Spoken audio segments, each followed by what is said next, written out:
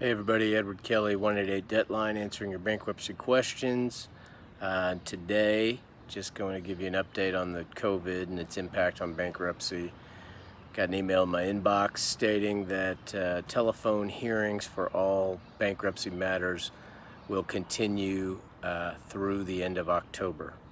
So I'm a little surprised that they're going that far out with it already, but that should tell you something. So I'll just reiterate the points I've been making because it looks like it's going to apply even longer.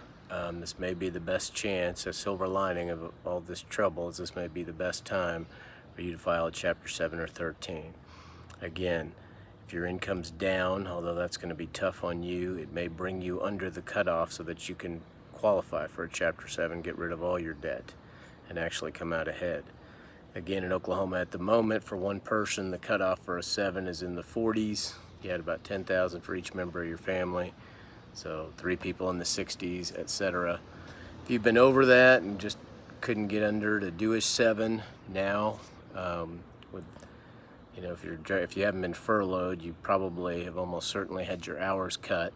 And they go by the previous 6 months, so you may well qualify outright. And even if you don't, if the last 6 months don't reflect major changes that have occurred that are COVID related, trustees are being very forgiving and taking that into account.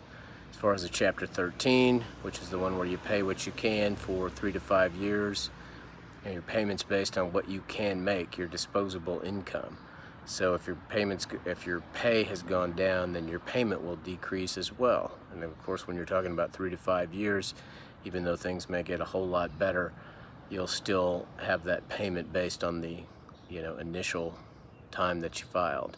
So again, I was thinking this opportunity might be ending around this time, but unfortunately for us, this pandemic is continuing. But in terms of your financial future, that is a possible silver lining. So, again, another benefit of this time is all hearings are being telephonic because nobody wants to take the risk of transmitting the disease at a hearing. So you literally don't have to leave your house. You can get me all your documents via email, fax, or mail. I can meet with you via Zoom, FaceTime, or any of those video apps. I've got them all.